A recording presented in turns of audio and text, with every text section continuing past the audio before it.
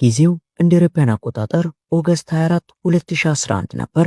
በአሜሪካ ፍሎሪዳ ግዛት ውስጥ የሚገኘው ፍርድ ቤት ቻርልስ ዳርኔል እና ጄረን ሄሪ የተባሉ ጥንዶችን ከፊት ለፊቱ አስቀምጦ የ12 ዓመት ጽኑ እስራትን ሲፈርድባቸው ይታያል። ውሳኔውም በጊዜው መላውን ዓለም አስደንግጦ የነበረ ሲሆን ነገሩ እንዲህ ነው። በፈረንጆቹ 2009 እነዚህ ለእንስሳት ልዩ ፍቅር የነበራቸው ጥንዶች አንድ ጂፕሲ የተባለ ባለ 12 ጫማ የሚረዝም የበርማ ዘንዶ ወይንም ፓይተን በቤታቸው ውስጥ ያሳድጉ የነበረ ሲሆን ጂፕሲም ለቤተሰቡ ልክ እንደ የቤት እንስሳ ብቻም ሳትሆን እንደ ቤተሰብ አባልም ጭምር የነበረ ሲሆን ሁልጊዜም ከቤተሰቡ ጋር ሰላማዊና ለማዳ ሆኖ ስለሚኖር እንደ ልቡ ይንቀሳቀስና በነፃነት እንድትዘዋወርም ይፈቅዱላት ነበር። ሆኖም ግን ጁላይ 1 ቀን 2009 ምሽት ላይ ነገሮች ሁሉ በቅጽበት ተለዋውጠው አቅጣጫቸውን የቀየሩ ሲሆን ቻርልስ በሌሊት ከእንቅልፉ ሲነቃ ጂፕሲ ካለችበት ሳጥን ውስጥ ወጥታ በቤት ውስጥ በሌሊት ስትዞር ያገኛትና ወዲያውኑ ይዟት ወደ ሳጥኗ ቢመልሳትም በሳጥኑ ሽቦ ላይ የነበረው ትልቅ ቀዳዳ ግን በሚገባ አልገጠመም ነበርና ጂፕሲ ለሁለተኛ ጊዜ አምልጣ ትወጣለች። ታዲያ ይህን ጊዜ ይህ ፓይተን በሌላ ክፍል ውስጥ በሰላም ተኝተው ወደ ነበረችውና የነ ቻርልስ ልጅ ወደ ሆነችው የ2 ዓመቷ ሕፃን ልጅ ቺያና ክፍል ሰተት ብሎ እየተሳበ የገባው። ታዲያ ይህ ፍጥረት ቤታቸው ከገባበት ቀን ጀምሮ አንዲትም የተለየ መጥፎ ባህሪ ያሳየቱ ስለማያውቅና በልጅቷ አቅራቢያ ሲሆን ሕፃኗም ስለማትፈራ ቤተሰቦቿ አንድም ቀን ምንም የከፋ ነገር ይኖራል ብለው ባይገምቱም በዚያች ሌሊት ግን የዚህ ዘንዶ ባህሪ እንዴት እንደሆነ ባልታወቀ መልኩ ተቀይሮ ኖሮ ሕፃኗ በተኛችበት በሕፃኗ ላይ ተጠምጥሞ ሰውነቷን ማጥቃት ጀመረ። ታዲያ ድምጽ የሰሙት ቤተሰቦቿም ከእንቅልፋቸው ነቅተው ወደ ልጇ ክፍል ሲገቡ ያዩት ነገር እጅግ የሚያስደነግጥ የነበረ ሲሆን ግዙፉ ዘንዶ በሕፃኗ ላይ ተጠምጥሞ ነበር።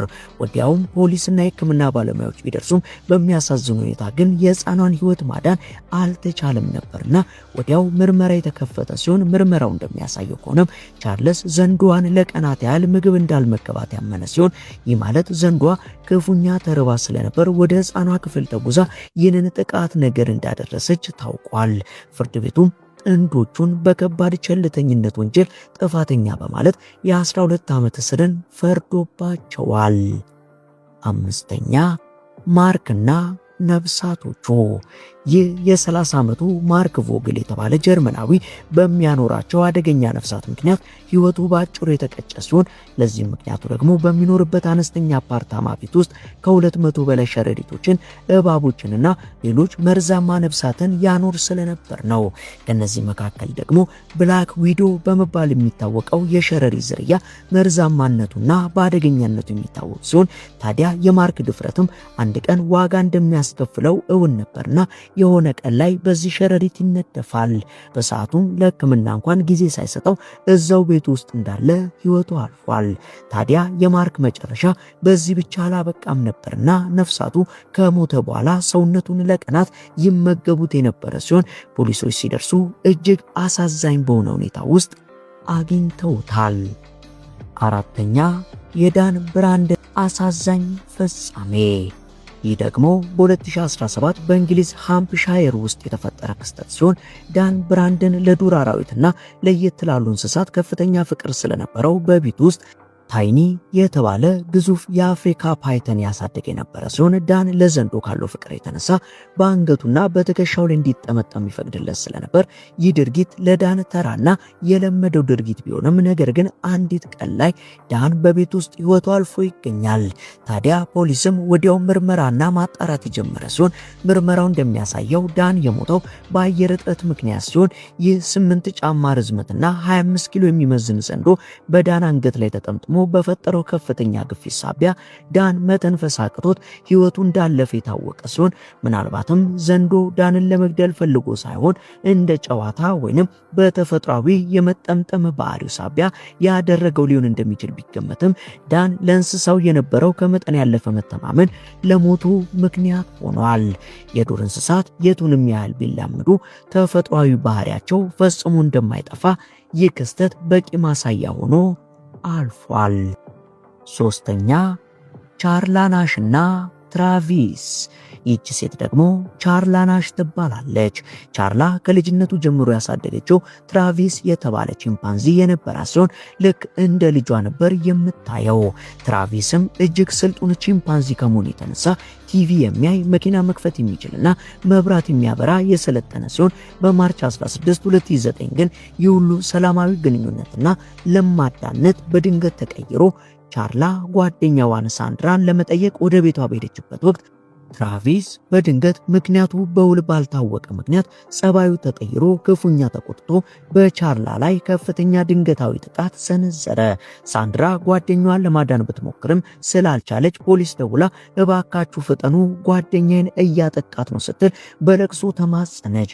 ፖሊሶች ሲደርሱ ትራቪስ እነሱንም ጭምር ለማጥቃት በሚሞክርበት ወቅት በጥይት ተመቶ የተገደለ ሲሆን ቻርላም ከጥቃቱ ብትተርፍም ፊቷና እጇ ግን ክፉኛ ተበላሽቶ ነበርና በሚያሳዝን ሁኔታ ከብዙ ሕክምናና ክትትል በኋላ ከዚህ ወደዚህ ቀይሯታል። ሁለተኛ የሲግፍሪድና የሮይ የመድረክ ላይ ክስተት። ይህ አጋጣሚ ደግሞ በዓለም ላይ ታዋቂ ስለነበሩት የሰርከስና የቲያትር ባለሙያዎች ሲግፍሪድና ሮይ የተከሰተ ሲሆን እነዚህ ሰዎች ለ30 ዓመታት ያህል በላስ ቬጋስ የሰርከስ አዳራሾች ከነጭ ነብሮች ጋር በሚያቀርቡት ትዕይንት ይታወቃሉ። ለበርካታ ዓመታትም ከነብሮቹ ጋር አብረው ስለኖሩና ስላሰለጠኗቸው በመካከላቸው ጥልቅ የሆነ ቀረቤታና መተማመን ስለነበር ተመልካቾች በሰውና በአውሬው መካከል ያለው ልዩ ቀረቤታ እያደነቁ ትዕይንቱን ይመለከቱ ነበር።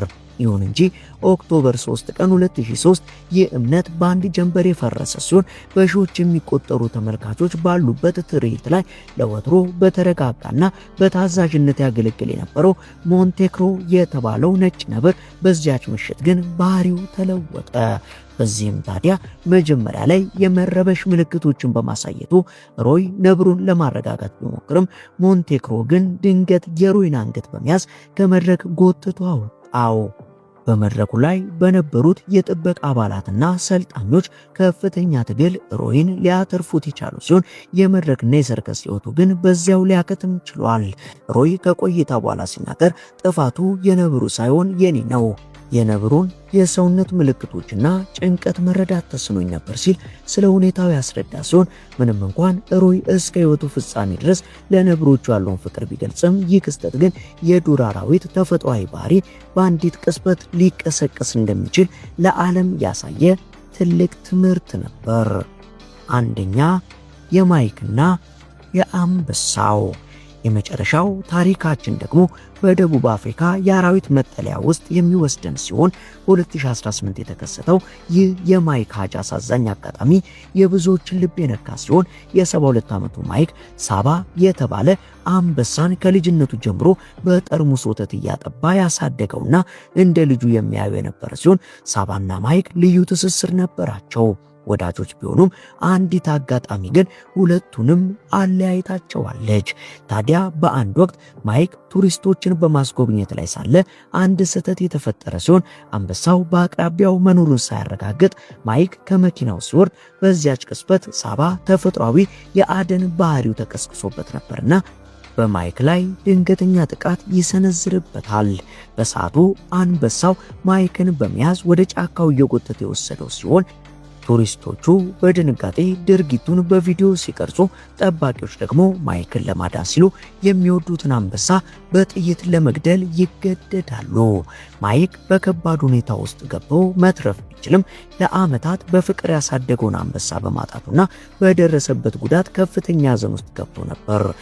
ቤተሰቦቹ በሰጡት ሐሳብም ሳባ የቤተሰባችን አካል ነበር፣ ነገር ግን በዚያ ሰዓት ማይክን ለማዳን ሌላ ምርጫ አልነበረንም ሲሉ ተደምጠዋል። ይህ ክስተትም በሰውና በዱር እንስሳት መካከል ያለው ፍቅር ተፈጥሯዊውን የእንስሳት ባህሪና ሕግ ሊሽር እንደማይችል ትልቅ ማሳያ ነው።